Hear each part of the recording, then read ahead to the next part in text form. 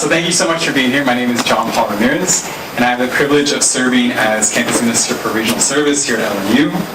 I would describe myself as the proud son of two immigrant parents, a husband, a brother, a native Angelino, an aspiring practitioner of compassion and gratitude, and as Sister Maria and Sister Joanna put it best, they are CSJs, a child of God. Before we begin this afternoon's panel, I would like to invite you to pause. I know everybody probably got here from class or you're going to class, so I'd ask you if you could just take a few breaths and center yourself in gratitude. This is something that we can all benefit from. If it helps, close your eyes, turn off your phone for a sec, and recall to mind what you are most grateful for in this moment. So go ahead and do that. Allow yourself to catch up to yourself. You're very busy people. Perhaps we may give thanks for our relationships, the ones that allow us to see goodness. Perhaps we give thanks for our resources, the ones that allow us to work towards hope that all may be one. Or perhaps we give thanks for spaces like this that allow us a space to listen and to share wisdom.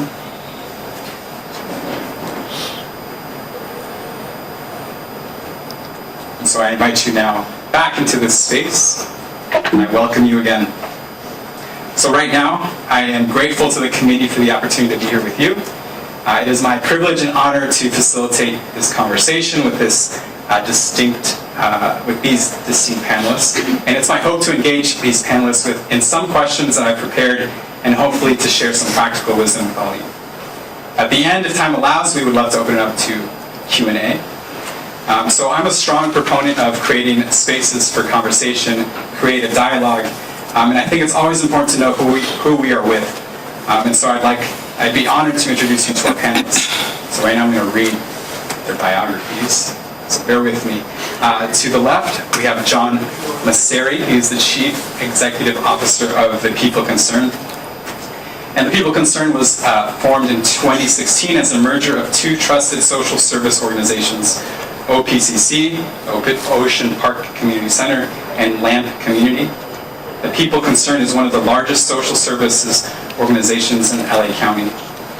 With more than 50 years of work in the community, they provide a comprehensive and fully integrated system of care, including programs tailored to the unique needs of homeless individuals, survivors of domestic violence, and others who have nowhere else to turn.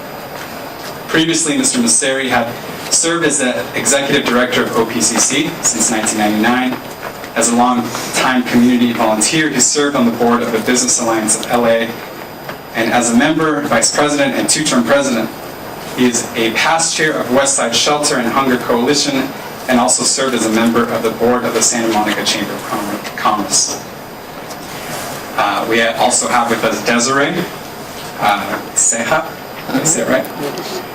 She is a homeless advocate, a recipient of multiple awards, and graduate of transitional programs such as White's Place and Bethany.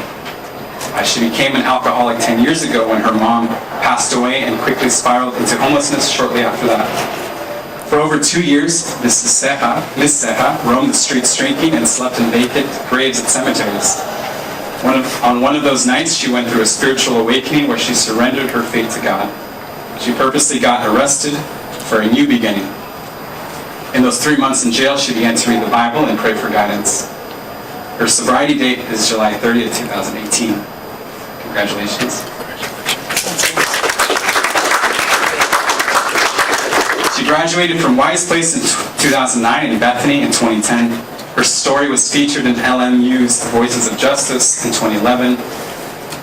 She is a trained phlebotomist and currently works at Starbucks. She is currently active in the Ignatian Spirituality Project, ISP. She's a witness speaker. She helps with retreats. She received the Orange County Sheriff's Department Client Transformation Award in 2010 and was nominated for the 2018-2019 ISP Ambassador of Hope Award. To her left, we have Lauren Konchan, who is a technical specialist at IBM and an alum of the best university, LMU, class of 2017. She's an alumni of Seaver College. Shout out to Seaver College. Studying computer science and dance. Currently, she works as a technical specialist, helping companies innovate their businesses. One of her passions is uncovering how technology can act as a helping agent. And of course, last but not least, we have Edward Seim. Seim, yes. He's a software engineer at Embrace Mobile, also a graduate from the best university, LMU, class of 2017. Edward builds server backend systems that help client developers discover what they can do to improve their mobile app's user experience. Before working at Embrace, Edward attended LMU as also a computer science major. While at LMU, he worked on a number of projects that serviced the needs of others, from aiding LMU's on-site clients to building a system to help TAs manage large numbers of students. God bless you. He enjoys his evenings consuming board games, Konchan, anyone, and working on side projects involving Raspberry Pis and other IoT. You lost me at Konchan. All right, so this is who we are with, and I am going to start the first question with a little bit of focus on the word encounter. But please help me again in welcoming our panelists.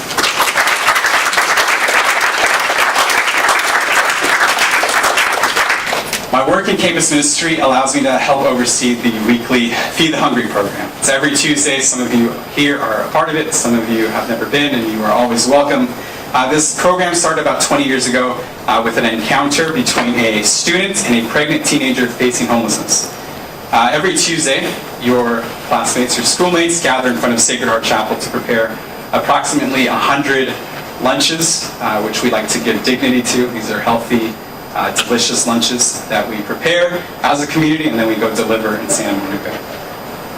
I would like to start off the first question this afternoon with the idea of encounter. So for the last 18 months or so, in an effort to avoid LA traffic, to read more, I take public transport as much as I'm humanly able to. So I'm going to share about a recent encounter I had with someone on the bus, specifically the R3, the big blue bus, at LAX Aviation. Her name was Martha, and she decided to sit across from me. I was on my phone trying to catch up on news, emails, and she asked me a question, and I responded, and I quickly put my headphones and continued on my way. Some of you may relate to that. I just simply was in my mode. I chose the word encounter specifically thinking of its etymology. An encounter from the root word contra means a meeting of adversaries, confrontation, literally going against. So she followed the first question with another question, and then another. She wanted to talk, and in Spanish, mind you. And all I could think of was, what a distraction. But in that moment, the Lord said to me in reply, "You are anxious and worried about many things." And that's a reference to Luke's gospel. I had to go against what is so easy for me, which is to ignore, to settle into a rhythm of looking down at my phone and forgetting that I am always a part of the community around me. After realizing this, I happily put my phone away and began to listen. So we talked about the expansion of the Metro Expo line to LAX, traffic overall in LA, and we talked about the tumor in her head, only discovered in Tijuana because of her limited medical insurance. She smiled when she talked about her only son who helps with the bills because LA's rent is ridiculously high. She talked about her son's father whom she left in Texas years ago and the domestic abuse she endured and how much abuse goes unreported. She reminded me of my mom.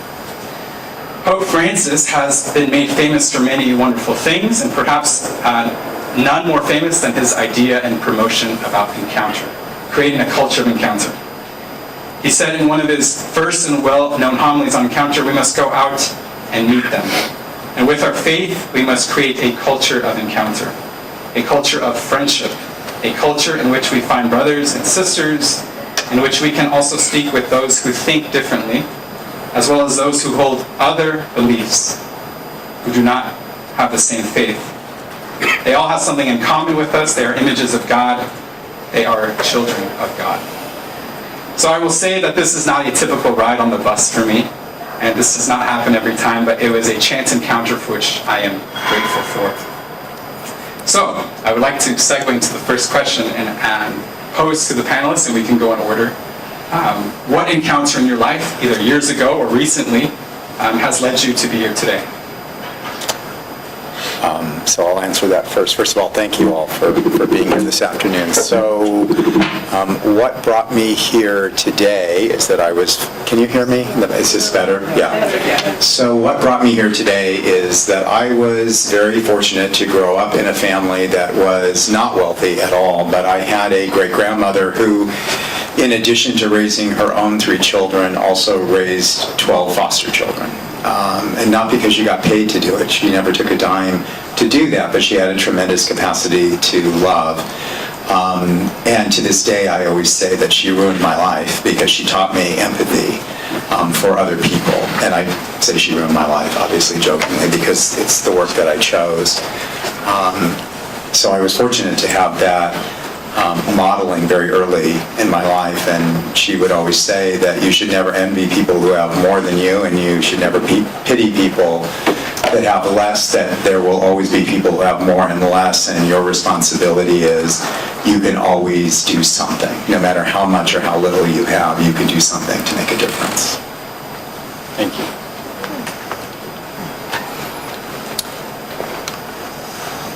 What has brought me here today is I have to give back, and I have to get my story out to society and continue doing God's work. What I experienced, I don't wish that upon anybody of my homelessness. It can happen to anyone, anytime, unexpectedly. And with my homelessness, it was the trigger of my mom passing. And my mom was everything to me. She was my best friend. She was my mother. When she passed away unexpectedly, that took me into a darkness. And that's where my trigger of alcohol started. I kept drinking and drinking, and to the point where I lost everything. I had a good life, I had a good family, I had a good upbringing. Mom did everything she could do. My dad was an 18-wheeler truck driver, and he was always on the road. I knew that the seed of alcoholism was planted within me and then within the family. So I sit here right now as a miracle, God's miracle, that with me drinking myself to death, riding my bike around all of Orange County, finding a place to sleep, which was at the cemetery. So every night I'd go to the cemetery and I would sleep inside the graves, and hoping that I would just not wake up the next morning. I didn't want to be a part of this earth anymore. I didn't want to live anymore. But the only thing that was keeping me alive, half of me, was my daughter. At the time, she was young, not knowing what I was going through, but I didn't want to live anymore. I wanted to succeed in committing suicide by my drinking. And there was just this one time when I was at the cemetery, which is in Huntington Beach, off of Beach Boulevard in Talbot. I was laying in the cemetery, and there was a mist over me. And it was about maybe 2, 3 in the morning, somewhere around there, where all of a sudden the stars just started appearing. And that's where I had my spiritual awakening. And during that time, you know, when I'm looking up in the sky, I'm just thinking to myself, you know, look where you're at, DeSeree.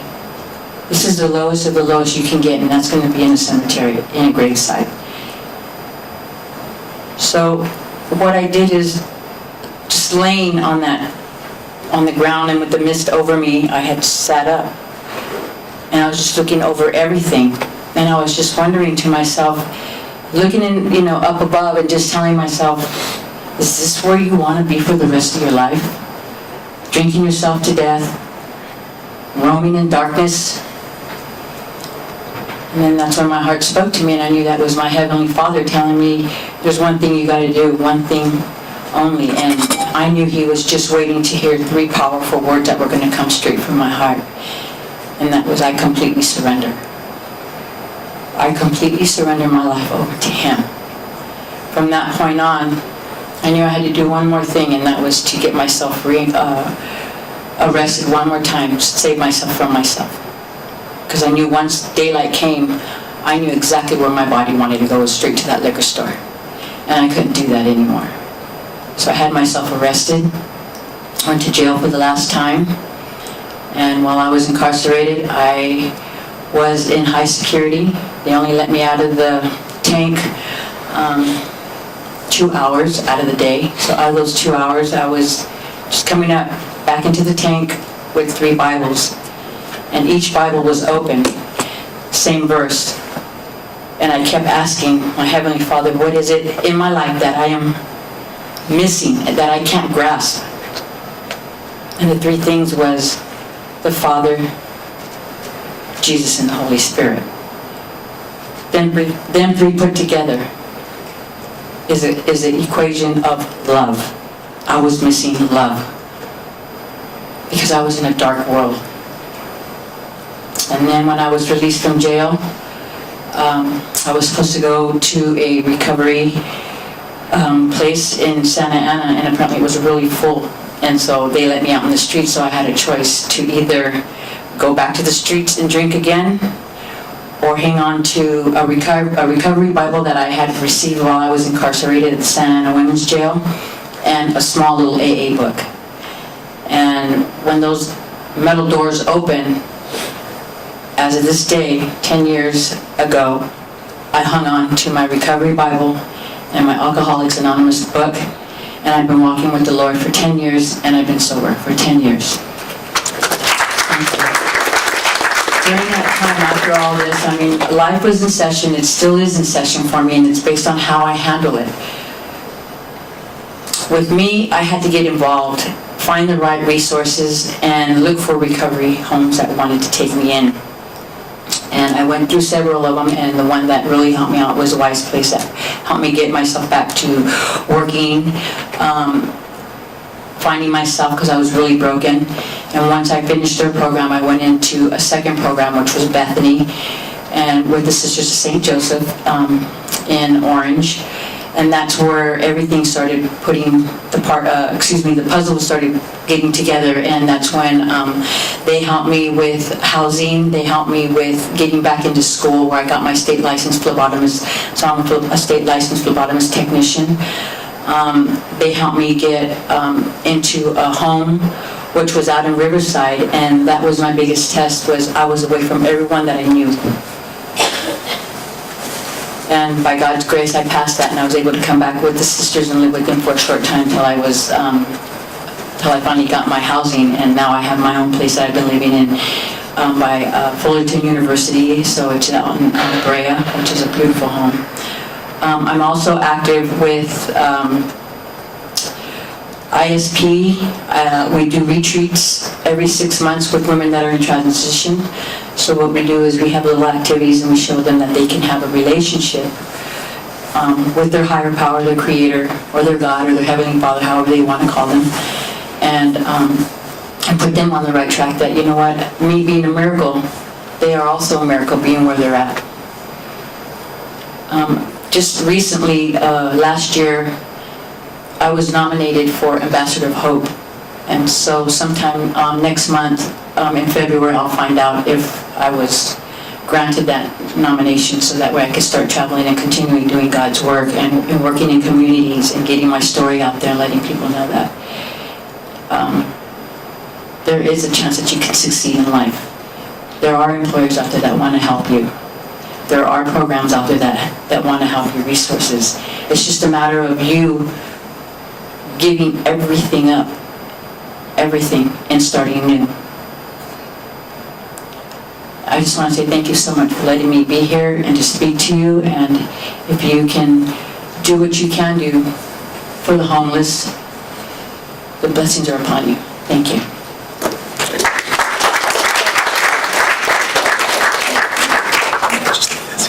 Thank you, DeSeree. It's certainly hard to follow. So my name is Konchan, and I'm here today because my encounter is LMU. So it was tough for me to come here. I was a homebody. I grew up in Colorado, and coming here kind of got me out of my comfort zone. And I met a lot of great people through studying computer science, and ended up my senior year working on a project for an organization called Safe Place for Youth with Ed. And he could talk about his side of it too. But we are here today because of our interesting and roundabout way of our involvement in helping the homelessness, and how we did it through helping an organization that does, and an application that we developed. And so as Lauren was saying, or I'm Edward Seim, and as Lauren was saying, we worked on this project for Safe Place for Youth, and it kind of works with the way that I was brought up. I was brought up a Catholic with my mom, dad, and going through Catholic education kind of all my life. And so there's various little projects I've done throughout my time here, or my time at Alum, and this was definitely one of the more interesting and kind of different forms of service that I think I've ever done. Thank you to our panelists for sharing how they got here. And this is 4 people in front of you, and we have a room full of stories and encounters. So I encourage you always to share, maybe in your classroom or in maybe the inappropriate settings, to challenge yourself to step out of your comfort zone and enter into constructive and creative dialogue. So I just want to say thank you for being vulnerable with us. My second set, and probably the easiest of my questions, how do you define homelessness? I'm kidding, because that's a super complex question. Because there's so many definitions and it's so complex, I would pose to you, how do you choose to describe homelessness? And what would you want people who don't engage in the type of work that you do, what would you want them to know about homelessness? So how would you define it? How would you describe it? What is your definition? Yeah, we don't have to go in order. You can just jump in. This way, yeah. You want to go this way? So I think throughout my various different bits of service, I think the way that I would define homelessness is kind of just needing a little helping hand, and to be able to stabilize your life and become more self-sufficient. I think with those things you can kind of set yourself on a very good path. And I think the thing that surprised me the most when seeing homeless youth at Safe Place for Youth is that there isn't really a way that you can categorize what that looks like. Like, they had all kinds of different people going through there. And some of them, you look at them and it's like, no, they clearly have, a house and they have a stable family up the street, and that's not necessarily the case. It can be anyone at all. What would you want people to know about it? I think just keep yourself open to conversations around you, because you might think you're just talking to someone who's in exactly the same situation that you are, and that's probably not the case. You can be having a conversation with someone and they can be coming from an entirely different place. And if you allow yourself to really engage that, you can learn a lot.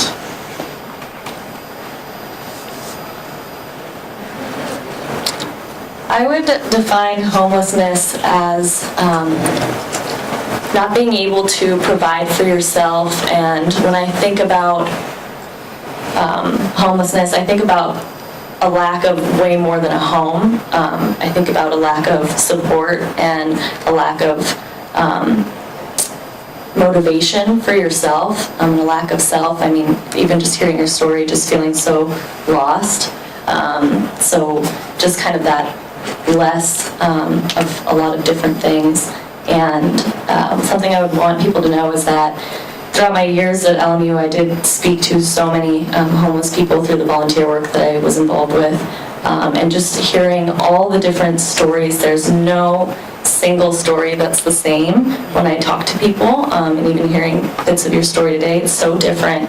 People come from all over and have such different stories to tell, so it's always, and that's something that you can take into your everyday life with people that aren't homeless. You can just kind of understand that everyone has such different backgrounds. You never know what anyone's going through, and just kind of taking that to heart, that everyone has their different path. For me, as a definition of homelessness is darkness, not being loved, not having a job, no resources, no one to talk to, not having a relationship with your Heavenly Father.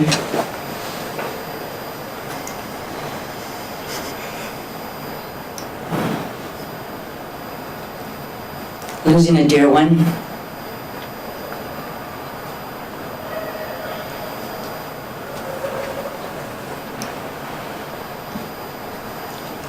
It still hurts.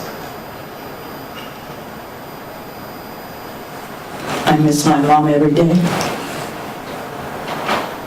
But I know she's proud of me. But I know I'm loved, and that's the big thing. I'm very loved.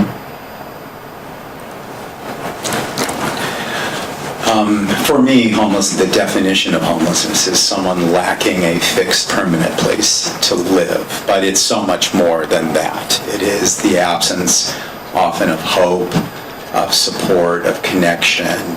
It's a feeling of hopelessness. I've heard people say many times that people experiencing homelessness don't want help. They want to be on the street. I've worked with thousands of homeless people over the years. I have never heard a story.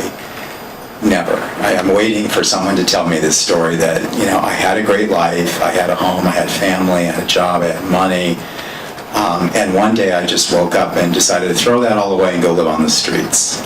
I've never heard that story. I've heard lots of stories similar to yours and others who have experienced very traumatic events in their lives, death, divorce, domestic violence, substance addiction, mental illness, horrendous things that happen in people's lives, and there's a downward spiral that happens. And eventually, people lose a sense of hope. So I would say, for me, a lack of housing and a sense of hopelessness. What I would want people to know about people experiencing homelessness is if you take nothing away from this today, I would implore you to not use the phrase, the homeless. It makes it sound like they're a homogenous group of people. And people experiencing homelessness are as diverse as all of us and everyone in this room. You're absolutely right. If you would come to our access center, you'd see about 250 people a day who are very diverse, and their stories are very different. And their situations, while they're all experiencing homelessness, what led them into where they are today is very different. So seeing homeless people as people, they were someone's son or daughter. They were born into a family, maybe not a very good family, but they were connected. They had attachments. They had a life before they became homeless, and they will have a life after they're no longer homeless. So seeing homeless people and as diverse people that want basically the same things that all of us want: connection, support, love, friendship, family, resources, safety. That's what homeless people aspire to. Thank you, everybody. As you can see, it's very diverse, right? There's no single definition. There's a really good TED Talk about the danger of a single story. There's a lot of diversity. Just from a few minutes shared, that it's described as darkness, an absence of hope. There's a lack of infrastructure. There's a lack of self, not being able to provide. And the thousands of stories that you've heard, I think this segues into my next question about what does the process of getting out of homelessness as a condition typically involve? What are the steps? That's the topic of today's panel. What does it look like? Because it obviously varies for every single person why they are experiencing homelessness. And what do you see as the biggest hurdles those wanting to get out face?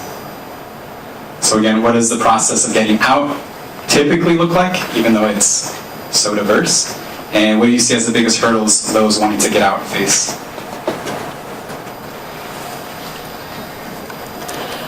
With mine, of getting out of homelessness was when I was incarcerated for those 3 months. There was resources in there. There was one called The Great Escape. And they offered to help me look for jobs like that were felony friendly and employers that were like that. So I hung on to the Great Escape, and I did what Julie is who helped me stay with that program. And so with Julie, before I got released, she just said, hang on to this card, and when you're ready, you just come to the Great Escape. And that's what took me, was that one resource, that one card was my key. And I did go and see her, and we did a little outline of what I wanted to do and where I wanted to go. But it's a matter of the mentality of one that really wants to change and get their self-esteem back and their life back that was stolen from whatever it may have been. Mine was from the alcohol. And so that was my biggest thing, was sticking with one resource while I was incarcerated, was with the Great Escape. And what it looked like, it was a challenge for me, because it was me all by myself, and it was me who had to make those changes, to reprogram my mind, to look at life differently, and to know that no matter what came my way, that there was always a choice for me to make, and that choice was to stay on that right path and to hang on to that card and stay with the winners. Attending my Alcoholics Anonymous, going to the AA meetings, I went to them every, for the first 2 years of my sobriety, I was there, and that was something I had to really use as a big hurdle, because it was up to me of going in those doors or not going into those doors. Or it was my choice of going back to the Great Escape or not going back, but I kept going back to AA and being around the winners that were in there that really wanted it.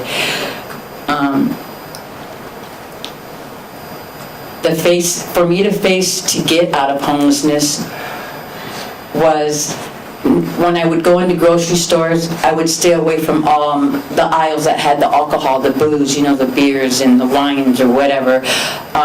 Seeing at the corner a liquor store, I would just make another turn or go down a different block or something. Those were major things for me, because I know I was weak still, and my body still wanted the alcohol. Even though I had given my life over, it was still tempting. But those were the biggest hurdles that I had to go through and hang on for myself. For this question, I don't feel like I have the expertise to talk about how to get out of it, but I will say that Ed and I have both worked on this project that's kind of out-of-the-box way of thinking of how you can volunteer as an alumni. So when we get to those questions, I'll have more to elaborate on. I think when I think of getting out of homelessness and kind of seeing the stories that people have, it's, at the very least, it's admitting that you are not alone, that you need the help to kind of put yourself on that right path. You mentioned so many great organizations, and we were lucky enough to kind of participate in that, and just being able to say that I do need that, I think is very powerful and very necessary for people. So there are many pathways out of homelessness, and it really depends on the individual circumstance. Someone who's been working and just recently lost their job and then isn't able to pay their rent and becomes homeless as a result of that, the pathway out of them is going to be very, very different than somebody who's been on the streets for years and decades and who's struggling with serious untreated mental illness and maybe substance addiction and chronic health conditions. So one size fits all doesn't work. In the former, that person may need just a little bit of financial assistance until they're able to become reemployed, and then they're able to go back to work and pay their bills, and they're not going to be requiring long-term interventions. The person who has been out for a very long time is going to need a significant amount of what we describe as relentless engagement, and that's not harassing that person, but not giving up on the person, because this sense of hopelessness and disconnection, sometimes people are so ill that they can't make informed decisions about their lives. And so you have to be consistent and show up regularly and let them know that you're here to help them when they're ready. And there will come a time for all of those individuals when they're ready. It's usually where they have a very serious health episode on the street and they need to be hospitalized, or they need some kind of intervention that is the crack in the door that we can work with them to get them to change course. So it's complicated. It's not an easy thing. And for people who are struggling with substance addiction or serious untreated mental illness, they're often not in a place where they really can make informed choices about their lives. And that is difficult because people have rights. And I know that it's very frustrating when you see somebody in a floridly psychotic episode and you think, well, why can't we just go fix that person? Or why can't we just go pick that person up and take them somewhere? The ability to do that is very limited and constrained. And so I know it's very frustrating for all of us when we see individuals that are really suffering. I mean, they are literally dying on the streets. But if they know their name and they're not threatening to harm themselves or anyone else, it's a pretty low bar in terms of grave disability. And so that really constrains our ability to intervene. And we have to do a much better job as a society and really recognizing people who are, they may know their name and they may not be threatening to harm themselves or others, but they're clearly not capable of taking care of themselves. And so to use that as an excuse to let them literally die on the streets, I think, from my perspective, is inhumane. And it's something that we need to change. So yeah, it's complicated. Oh, sorry. How's everybody doing? Good. We have 2 more questions, and then we're going to open up to Q&A. So my next question, I think maybe is probably the most practical. Maybe not. If you could feel free to jump in. What are some of the best practices you or your organization can share with all of us? I'm a big proponent in shared wisdom, so if you could share with us some of the best practices, maybe you can talk about the app that you use, or maybe something that worked best for you or the organization that you see that we can maybe be a part of as well when we leave from here. Do you want to start with the app? Or? Yeah. Do you want to start? Sure. Okay. So the project that we worked on for Safe Place for Youth, it was this internal database system, and I think the most important part about it is that when you have an organization that's trying to help as many people as possible, you need to be able to let those employees and those volunteers do as much of that work as possible. The more that they spend with the youth, the more they can help them find the correct resources, do the correct service. And with our system, they're able to improve their ability to keep track of everyone, keep track of all the paperwork, and limit the amount of time that the employees have to spend time away from the youth just on logistical, managerial things.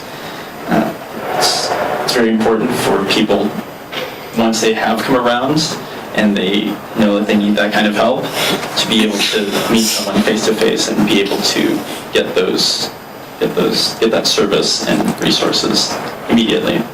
And having a system be able to liberate that time, I think, is very important. So I would say, as students of LMU, which it seems a lot of you are, utilizing your education to be able to help. So a lot of people think when you are volunteering, you need to go for an hour and do lunches or some physical work that you need to sign up for. But it can be so much more than that. All of us have spent hours learning how to communicate, document things, write great papers. Some of you might be business majors, so you've learned a lot about being an entrepreneur or how to market ideas. Being able to work together on projects, teamwork is another big thing. Just being able to utilize everything you've learned here and put it towards something greater than yourself in your own career, I think is the best thing that I would say about what we did with our project. Some things, I heard this article about a group of women engineers who built a tent that's solar powered for people who are sleeping on the streets to use. And I thought that was such a cool example of being able to use your education, your tools and materials that you have here to be able to do something greater than outside of your education. So that would kind of be my best thing to share with you guys, and something that we were able to take advantage of, and learning how to communicate. You learn so many real world skills when you do that too. We learned very quickly how hard it is to get everyone's availability and get everyone in the room at the same time to be able to talk about these things. And it's stuff that will help you in your life and then also help your community as well.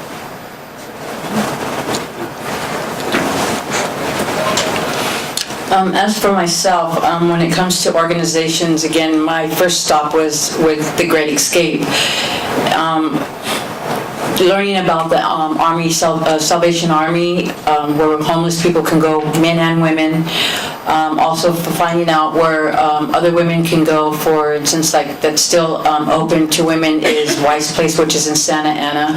We also have another place where women can go that for shelter would be the Bethany House, which is also in Santa Ana. There's Action Alliance, there's different places that women can go, but they're all small steps that each one has to take in order for them to get into these programs. Of course, there's where you have to be at least maybe 90 days sober or clean before they allow you to go into these programs, because there are other people that are working their program of staying sober or clean.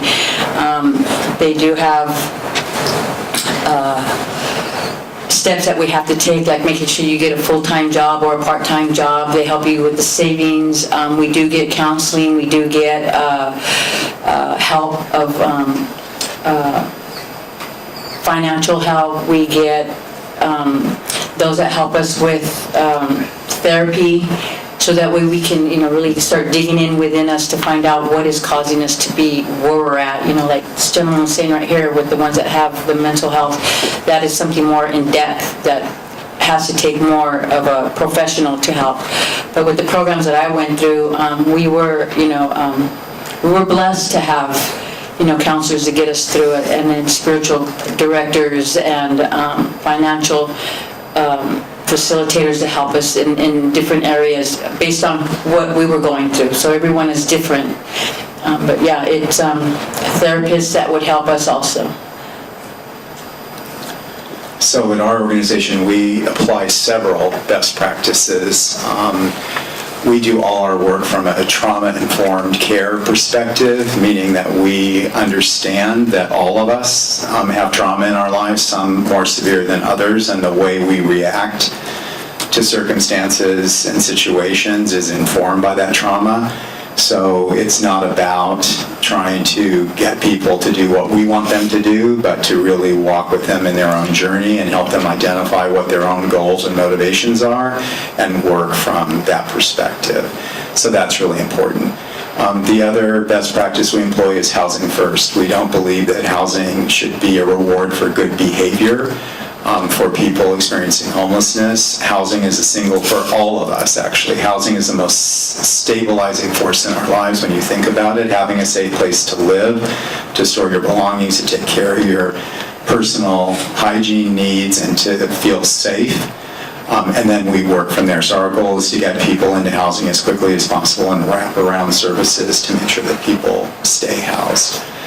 So that's critically important. You heard me talk about relentless engagement. Consistency is really important. The people that we serve have often been through many systems. They've been disappointed in their lives. They've been set up And it's very hard to build trust. And so a lot of our work is really building trusting relationships. I, use the example of somebody who'd been out on the street a long time, and they may have an episode, a health episode. That will be kind of the window in the door. In recovery, you hear people talking about bottoming out. When they reach bottom, what is it? And, that they got to the point in their life where they were willing to surrender and they were willing to turn their life around.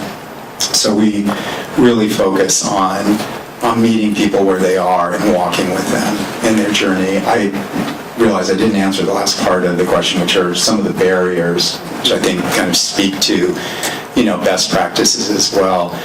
We work a lot with multidisciplinary teams because we happen to work with a lot of people with very serious mental illness and chronic health conditions who need a level of professional intervention to get them into care and treatment. And so that is become now the outreach teams throughout Los Angeles County, if you've been following Measure H, which was the bond that was passed a couple of years ago to provide funding for homeless services through a sales tax increase. All of the outreach teams now are multidisciplinary, meaning they have a medical provider, they have a mental health provider, they have a substance abuse specialist, they have people with lived experience, and they work as a cohesive team because you never know where the touch point is going to be with an individual. Some people respond better to one individual on the team than they do the other. And so that is really important in terms of best practices as well. So those are some of the tools that we use. Yeah, I think going back to the last question, there were things that I didn't learn until LMU or realized that something as simple as having your own mailing address can prevent you from even applying for a job. And so some of the places that we work with on Skid Row offer a PO box number so that you can put on your application. When you dress for an interview, like we all take for granted that we have our phones to Google Map where we're going to go. We probably have access to a wardrobe that is presentable for an interview, but these are all things that maybe we don't think about. And somebody that wants to make a better life for themselves, maybe just even more limited, the things that we maybe take for granted. All right, so we're at LMU, it's a Jesuit school.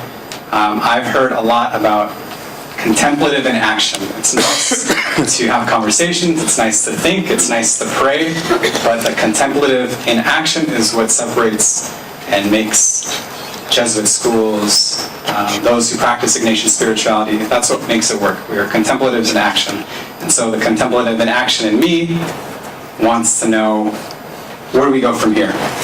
This is, I think, some classes, so you all have assignments. What are your hopes for LMU students, staff, faculty to be part of the solution? In essence, what is our homework? What is our action plan? Where do we go from here? Well, many of you are already doing it. I appreciate you being here and educating yourselves, so that's important. Some of you are engaged in campus ministries and are working on the lunch program. You've had students who work on apps. Many of you volunteer. I know we've been very fortunate over the 2 decades that I've been at the agency to have many LMU students as volunteers. So get out in the community and volunteer. That's really important. I started off by sharing my story about my great-grandmother and her ruining my life, and so I hope that we will ruin all of your lives. That you will, regardless of what your life path, where your life path takes you, to have a heart of service, I think, is really important. So whether or not you go into social services, there is something all of you can do. So volunteer when you're paid off your student loans and you have some discretionary money. Support organizations that you believe in, whether they're serving people experiencing homelessness or other organizations, but find something you're passionate about and support those organizations with your time and your treasure. That's really important.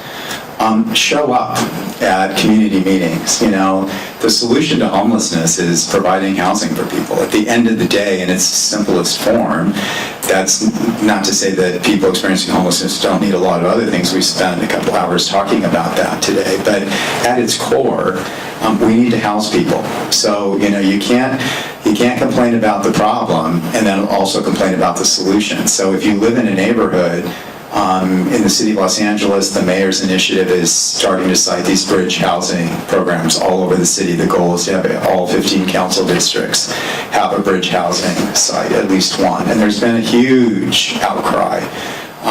Here in Venice, there's been an enormous, public backlash. And it's often because the people of goodwill, who are often the silent majority, are quiet and they don't come out. So you can, spend a little bit of time, go out to a community meeting, stand up and say, I support this, whether it's bridge housing or permanent supportive housing. Developers are trying to build housing all over the city and county of Los Angeles and encounter enormous resistance. But it's people of goodwill, people of faith, and people who want to make a difference have to stand up and say, not everybody speaks for me. I feel differently about the situation. And I would say at the end of the day, don't forget the poor. You have had the benefit of a world-class education that is going to prepare you to do great things in your life. Whatever those things are, I hope fundamentally you will never forget. Service to the poor is really important. And finally, my plug is, for those of you that are so inclined, the old folks like me are not going to be in the fight forever. So I'd like to see a really smart, dynamic, robust workforce coming behind us. Go into social work, go into social services, come work in the nonprofit sector. You will sacrifice probably a little bit financially, but you will gain so much more in terms of personal satisfaction. So consider nonprofit work as a career. I think Lauren said it best, is each one of you have a goal, a career that you're all focused on, and I think that the best thing is to just go out there and put that to work. Because it's, I really look towards your generation to help the next generation.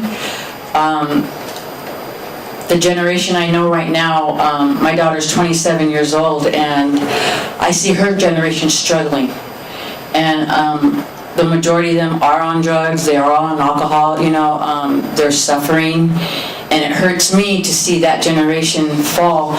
But here I have you in front of me that you can help them out with your knowledge and just go into the community and help out the young ones, because there's a lot of young kids out there that are homeless and they do have good family, but they're just looking down the wrong road. But like Lauren said, you guys have that education and you put it to work. Help us out. We need it. Well, there's nothing I can't say that already was said. But you took the words from my mouth. But I will take this opportunity to kind of point out something that really stands out to me, and I know is very apparent on campus, but the idea of Modus. So we have an organization, a service organization on campus called Modus, and it's also in our value statement. Is there anyone in Modus in the room? No? Oh, that's surprising. There's one right there. Oh, yeah. There's one. There's always one. And Modus is the idea of doing more, working harder, and putting more thought into what you're doing, just giving it your all. And I love this idea because it's really just this adverb, but when you put it in context of doing more for others, it speaks numbers, and I know that that's something that's always apparent on this campus. How can we be doing more? And I also want to make the distinction that doing more doesn't always mean working harder. It's a lot of thoughtfulness and mindfulness in what you're doing. An hour you could be spending scrolling through your phone. You could be spending that hour thinking through, how can I put my education and things that I'm learning every day into perspective of different projects? What could I be working on and building? We have so many tools within an education of the people around us to really go out and bring people together. If you are a marketing major and you have computer science friends, how can you work together? And really just take opportunities to build things and put mindfulness into your time. And yeah, that would be my how to take take action. I know you said stop thinking about things, but sometimes action is thinking, so that's my advice.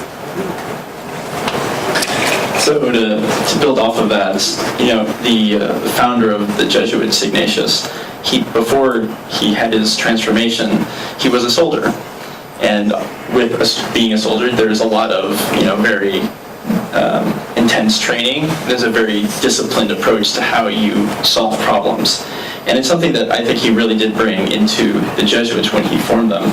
I mean, think of how they kind of made school. They have universities all over the place. And it's because, in their eyes, the best way that they could help, serve the world is by educating everyone that they could. And they have all these great universities and schools to be able to kind of accomplish that.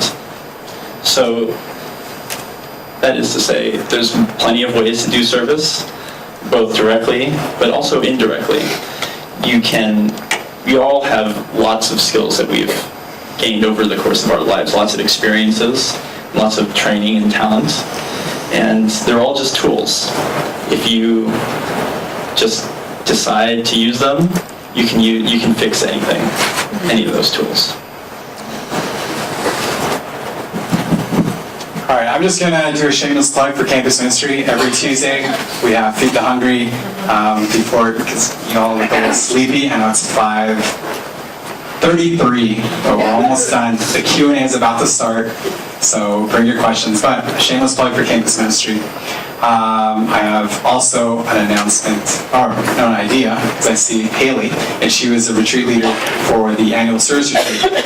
And LMU and CSJ Symposium can put on these wonderful things, but if nobody shows up to these things, it's like, we need you to be on them. We need you to attend these things. We need you to show up on Tuesday at 11:30. I'm looking at Jenny because she's the leader for Feed the Hungry. So we need you to continue to show up, like John said.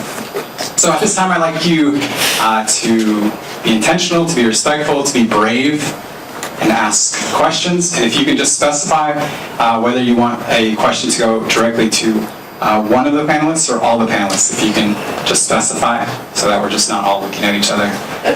Maybe a few questions and then we'll call it a day. Sound good? Yeah. Awesome. Should I pass the mic around? No. Go for it, because we got I was a high school teacher, and every time I'd be like, all right, let's ask questions, and nobody would say anything. But I know they could talk. So.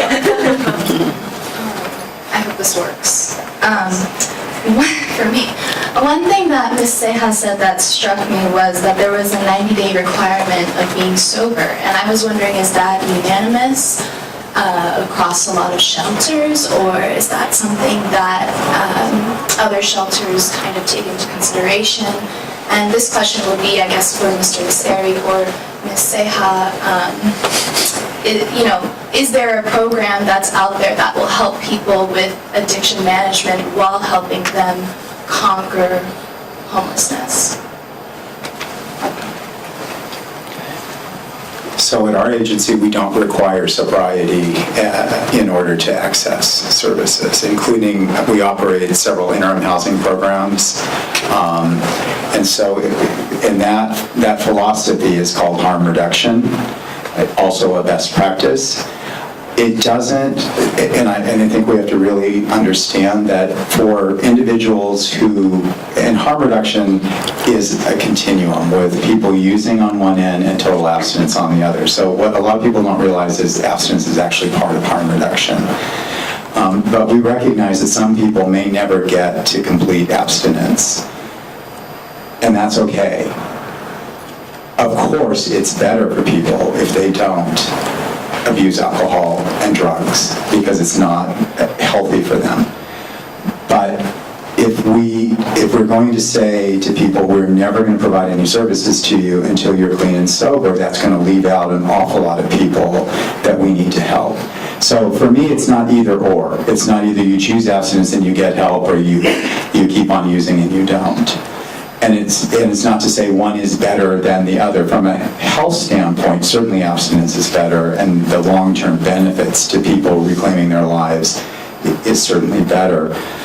But we really believe strongly that there are some people that may eventually get there, but they're not ready right now. And so we're not, as an organization, and this is our organization's choice, we're not prepared to say, you have to stay on the streets until you're ready to commit, to sobriety. Our goal is to help you move in that direction. And we've worked with lots of people who never get all the way, but they reduce their drug and alcohol use significantly and are able to function at a level where they're able to move forward with their lives. So for us, again, it's not an either-or choice. We always want people to be their healthiest and best self. And I will just say finally, in a lot of recovery programs, it's really critical for the community of recovery that everyone be abstinent and work on their recovery. And that's a good thing, because that is a supportive therapeutic community, and that's one kind of environment that's completely appropriate for people that choose that and want to work in that environment. And for other people, they will make a different choice. To answer your question, a long answer to a short question. Thank you.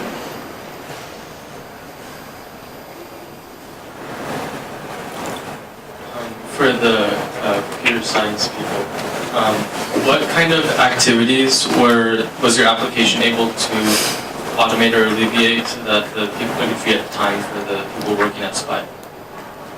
So one thing that I remember coming up a lot is that they have shower facilities in their center, and this was something where they had a lot of issues with tracking who had been showering the most, and so being able to balance out the showers and distribute it evenly across all of the people coming in to the center was something that they weren't able to keep track of before. So some people were shower hogs, if you will, and they wanted to be able to distribute evenly. So one part of our application kind of went through a schedule of, okay, here's who's showered recently and here's who's next on the schedule, and just kind of helped them with those kinds of services, just make sure it's distributed evenly. There was also classes, so they had a whole tech lab, they had computers, and they even had a 3D printer, which was awesome. And so being able to kind of distribute those services evenly and make sure that people were, everyone was getting their equal share at these services, and then also getting feedback from the services. Are they helping? Are people actually showing up? Things like that. Yeah, so the thing that we saw the most was just they had so many different records for how youth were showing up to go to all these various resources, and being able to record how useful those services were to the most people is very important, because then they can focus in on those services. There's obviously lots and lots of ideas about how you can help people in homelessness, but you have finite resources.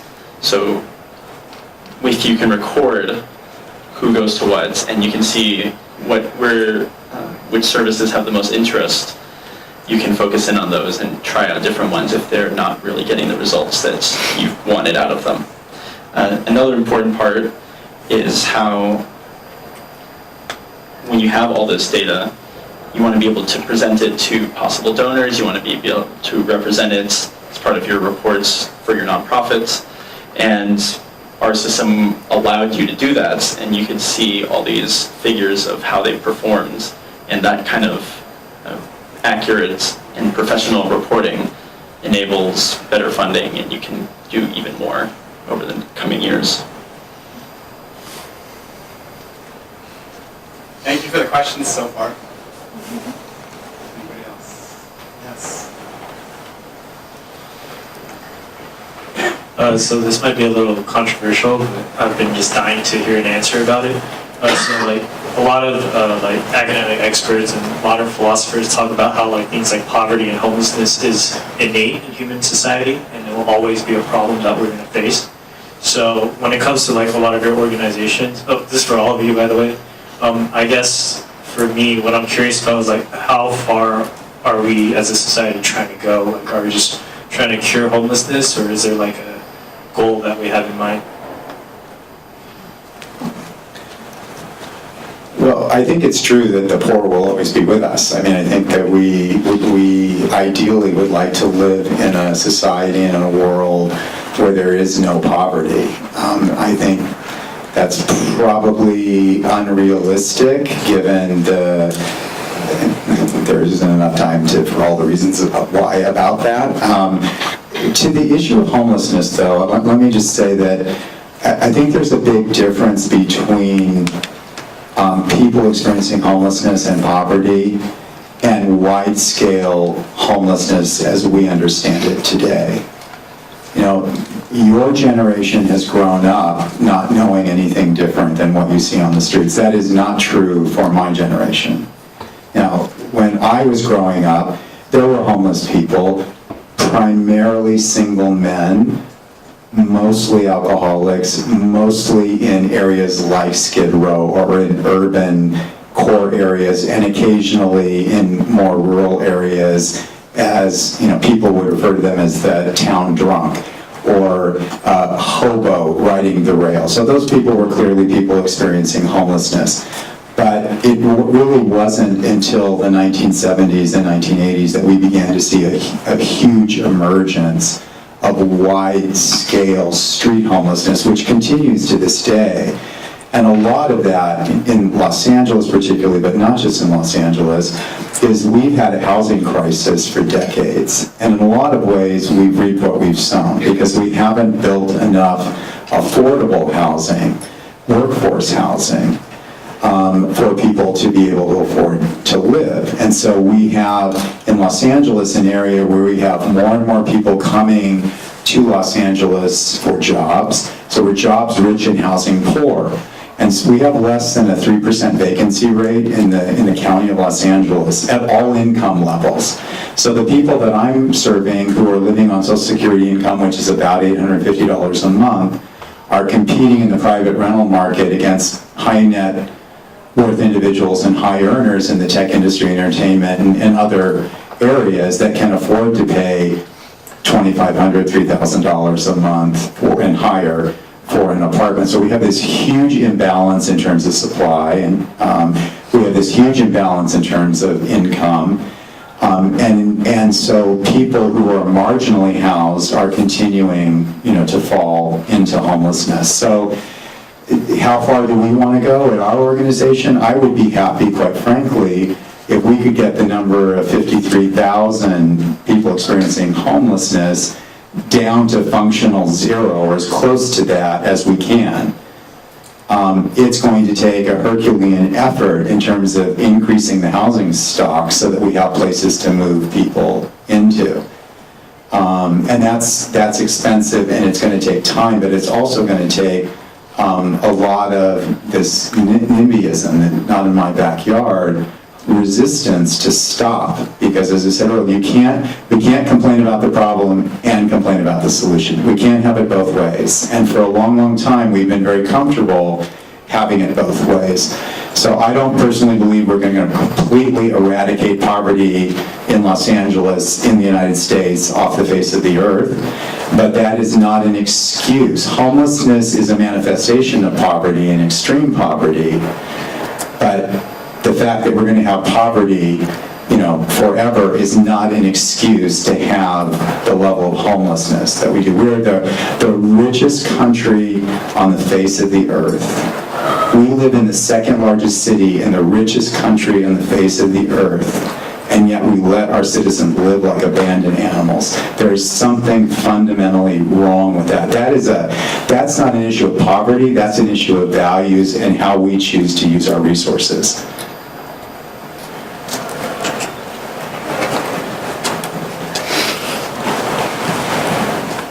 Yeah, if I could just chime into that last question, I want to work myself out of a job. Like, I don't want to. Yeah. I mean, I don't want feed the hungry to exist. Me too, yeah. So it's something that we will always hopefully strive for, but I'm trying to work myself out of a job. I'll tell my boss that. What's your boss's name? For Mr. Maceri, do you have the age distribution of the homeless in Los Angeles, for example? I'm mostly interested in the young adults from 21 to 38, 39. Yeah. And if so, what is the most common underlying cause for their homelessness? For you specifically? Yeah, and what percentage do you have?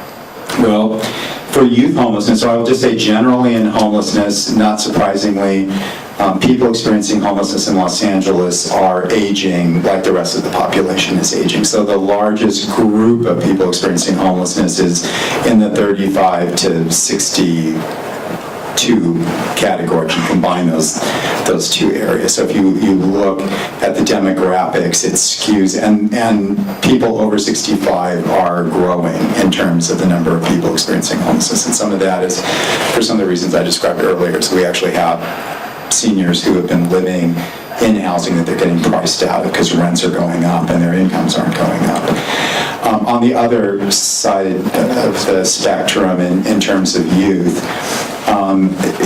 youth is still an overall smaller percentage of the overall homeless population in Los Angeles. And we see areas of concentration. So on the west side, Venice, which is where SPY is located, it's a place for youth. And Hollywood is the largest concentration. You have a lot of youth serving providers. But youth homelessness is growing. We're seeing it grow in all of the county. In terms of presenting issues, it's as varied as you find among adult homeless individuals. So you often find among youth homeless a higher incidence of domestic violence in the home. Often youth are running away from situations or circumstances where there has been abuse or neglect in the home. You have a lot of youth who come to Los Angeles thinking that they're going to work in the entertainment industry and end up not doing that. You have a higher incidence of youth who are often involved in the sex worker trade and as a way of survival, not as a life choice, but as a way of actually having to survive on the streets. And then you have mental illness, and you have substance addiction, and you have economics. So it's not one size fits all. It's not, and I want to be clear, I'm not painting them. Whenever you talk about any group of people, there are broad generalizations. But those are the presenting issues generally for youth experiencing homelessness. Okay, we'll do one last question. One last question.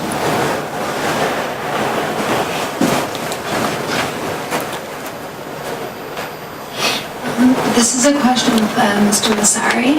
So you spoke about how different areas of Los Angeles, there's been like a lot of people that are against like the housing, new housing being built for homeless people. And you said that you think that it's more of a moral issue. How do you think that we can combat that and help people realize that these people aren't criminals, but they're just normal people? Yeah.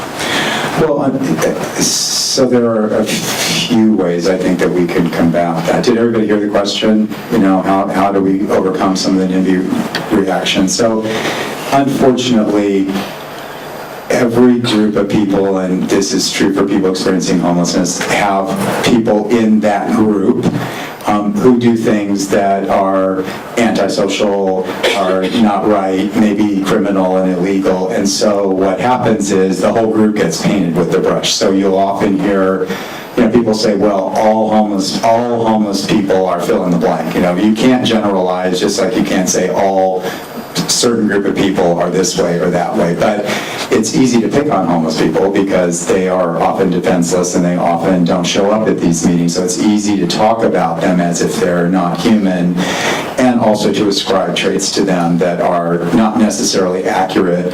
Yes, some homeless people do bad things. Some homeless people are criminals. Some homeless people behave in antisocial ways. That's true. Some house people behave in those ways too. So we have to understand that we can't allow labels to be ascribed and behaviors ascribed to entire groups. I think that's one. Second of all, there's a lot of fear and misinformation. You know, if homeless people live near me, it's going to destroy my property values. They're going to molest my children. They're going to do bad things. Crime is going to go up. All these terrible things are going to happen. There has been tons and tons of research done that when you build affordable housing or permanent supportive housing for homeless people, that none of those things happen. And frankly, in Los Angeles, property values are not going down, they're going up. And if any of you have ever had the opportunity to see any affordable or permanent supportive housing developments, they're usually the nicest buildings in the neighborhood. They're well maintained, they're well designed, they're secure. There's a long-term investment in these properties, so the developers have a vested interest in maintaining the properties, and they want them to be safe for the tenants and for the residents. So we have to constantly dispel those myths and just push back, because I think what happens is for those of you that have ever been to any of these community meetings, there's a kind of a groupthink mentality that takes over, where somebody stands up and says something horrible, and then everybody piles on and says, oh yeah, that's, and we need other voices saying, well, actually, that's not true. And when you have the experience, as many of you do, of volunteering or having your own personal experiences with people experiencing homelessness, it's much easier to say, well, actually, that's not correct, because this has been my experience. So we have to have a counter-narrative, and it has to be consistent, because what happens is you get this small vocal group that co-opt the whole process for everybody. And then finally, I would say that we have to remind people that we can't have our cake and eat it too on this issue. I'm sorry, we just can't. If you don't want people living on the streets, you have to house them. It's just that simple. So, you know, you can be mad, but you want to be mad about people, you know, urinating and defecating and compiling trash and doing all the things that you say you don't like on the streets, or would you rather that they be indoors and be able to take care of themselves? It really comes down to them. So if you can all help me in thanking our panelists for being here today.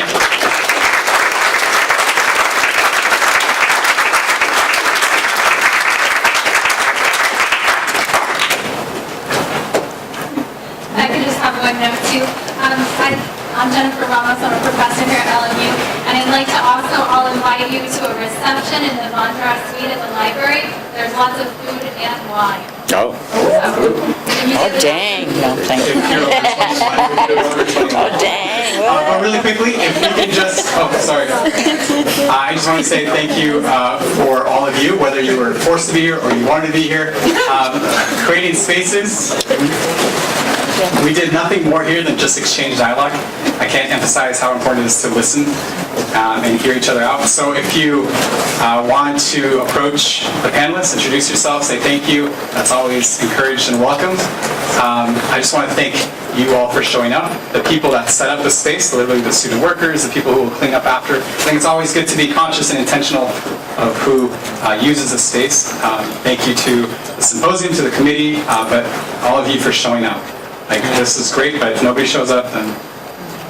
So thank you, have a wonderful evening, and Awesome, good night.